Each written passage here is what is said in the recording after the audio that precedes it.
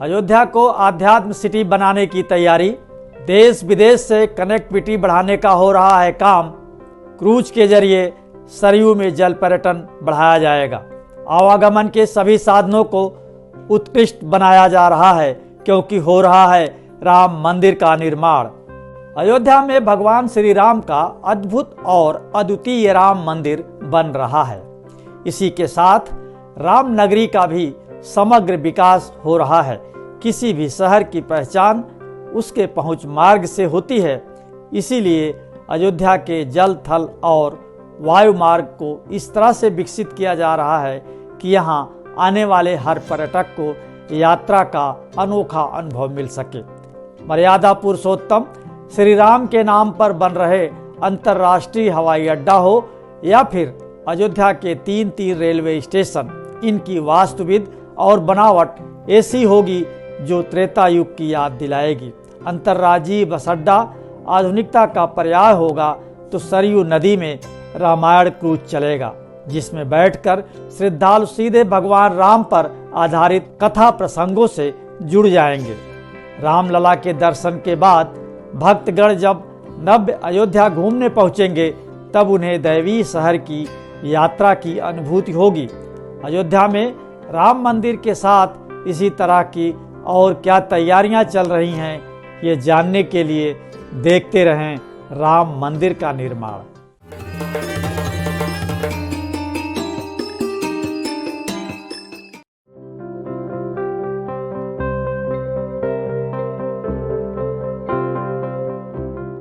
धर्मनगरी अयोध्या में पवित्र सरयू नदी बहती है।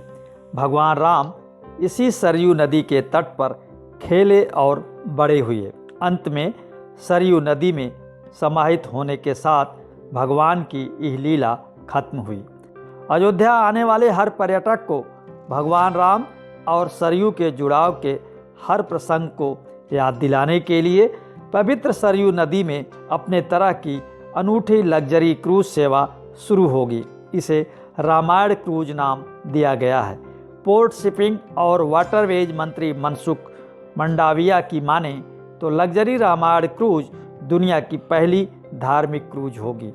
सरयू नदी के पवित्र घाटों के माध्यम से इस क्रूज के जरिए भक्तों को आध्यात्मिक यात्रा के साथ एक शानदार अनुभव मिलेगा।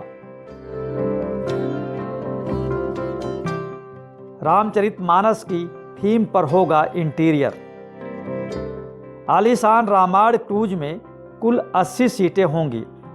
इसकी एंट्री का इंटीरियर रामचरितमानस की थीम पर होगा। क्रूज के अंदर की बनावट ऐसी होगी जैसे दशरथ महल की थी। क्रूज से घाटों का दीदार करने के लिए लंबी और बड़ी शीशों की खिड़कियां लगी होंगी। यात्रियों को त्रेता युग के लजीज व्यंजन परोसे जाएंगे। इसके लिए क्रूज में किचन और पेंट्री की भी सुविधाएं होंगी। इसमें बायो टॉयलेट्स और हाइब्रिड इंजन सिस्टम लगा होगा ताकि पर्यावरण को नुकसान न हो। आने वाले सालों में हर रोज लाखों पर्यटक देश विदेश से अयोध्या पहुंचेंगे। किसी एक रेलवे स्टेशन के लिए इतनी बड़ी भीड़ संभालना मुश्किल होगा। इसलिए अयोध्या में 3 रेलवे स्टेशन बन रहे हैं। अंतर्राष्ट्रीय स्तर का बस अड्डा भी बन रहा है। नेपाल और कई अन्य देश सड़क मार्ग से अयोध्या से जुड़ेंगे। इसलिए पर्यटकों की सुविधा के लिए शहर में छोटे छोटे कई बस अड्डों का भी निर्माण प्रस्तावित है। पर्यटकों को ठहरने के लिए पुराने शहर से दूर भव्य नव्य अयोध्या में आलीशान होटल और आधुनिक धर्मशालाएं व गेस्ट हाउस बनेंगे। अयोध्या में 3 अत्याधुनिक रेलवे स्टेशन।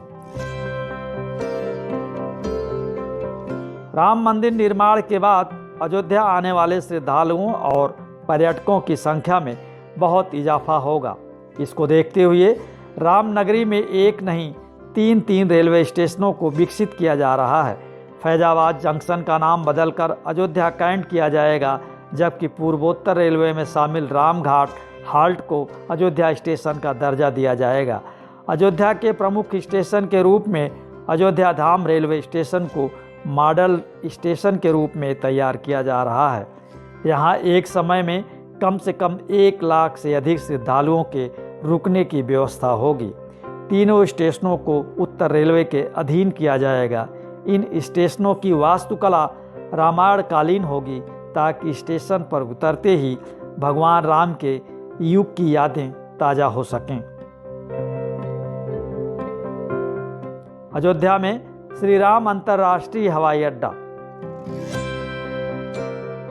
भारतीय विमानपत्तन प्राधिकरण अयोध्या में NH-27 और NH-330 के बीच सुल्तानपुर नाका के पास पुरानी हवाई पट्टी को आधुनिक एयरपोर्ट का रूप दे रहा है। अभी ये 478 एकड़ भूमि में विकसित किया जा रहा है। इस पर 526 करोड़ रुपए खर्च हो रहे हैं। इसका नाम श्री राम हवाई अड्डा होगा।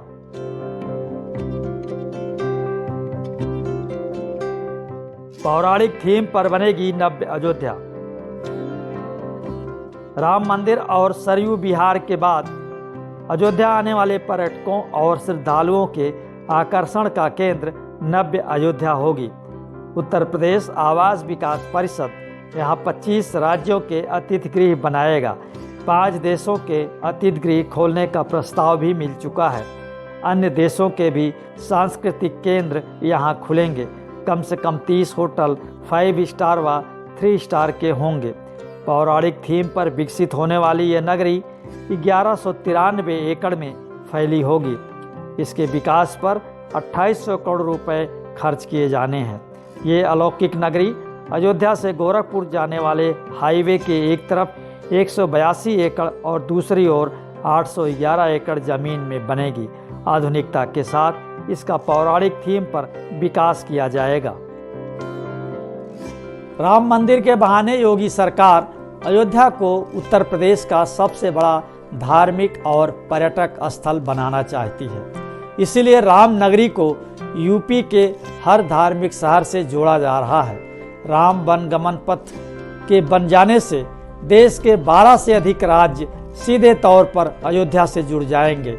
रेल और वायु मार्ग से भी तमाम शहरों को अयोध्या से जोड़ने की योजना पर काम चल रहा है। राम मंदिर निर्माण के साथ अयोध्या भी तेजी से विकास हो रहा है।